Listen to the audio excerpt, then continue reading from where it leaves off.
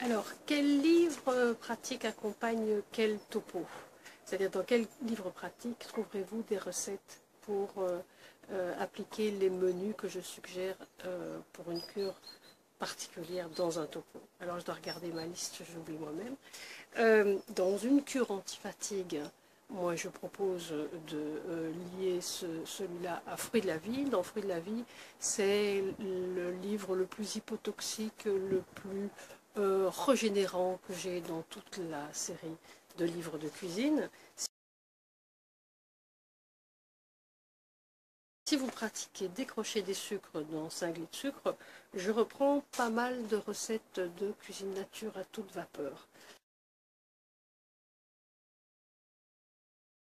Et vous pourrez bien entendu y joindre des recettes de mes recettes antifatigue, ça m'a l'air évident.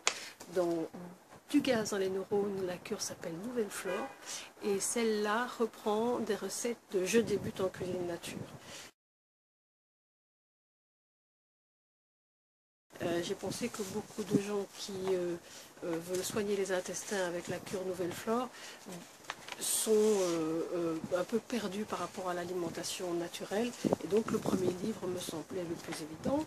Alors dans la cure paléo qui s'appelle Retour au calme chez moi et qui est publié dans Paléo le bon plan, c'est évidemment le livre Primal Paléo avec les recettes pour les Jules.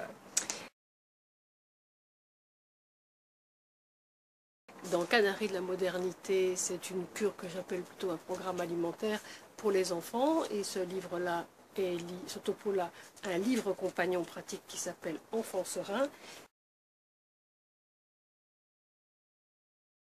Et le dernier topo, c'est Quand j'étais vieille, pour lequel on ne devrait en fait pas vraiment changer son alimentation de façon radicale, car c'est un autre aspect de notre hygiène de vie qui est essentiel pour les cas de burn-out.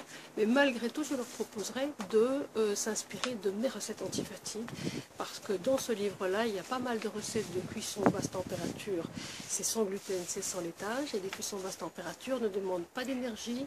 Or, quand on est en burn-out, on n'a pas d'énergie, on a mal aux muscles, donc on n'a pas besoin de se mettre à cuisiner. Et surtout, il y a pas mal de recettes pour les omnivores, et en cas de burn-out, on ne peut pas se permettre d'être végétarien, il faut passer par le carnet. Voilà, alors les autres livres sont Petit déjeuner, dessert ressourçant, etc. Ceux-là vont reparaître en nouvelles éditions, et vous pouvez bien entendu mélanger tous les livres. En gros, vous savez bien qu'on n'utilise que 5 recettes à peu près par famille. On n'a pas besoin de tant de livres, mais les livres nous servent simplement à nous rappeler qu'on a envie de se mettre à manger différemment.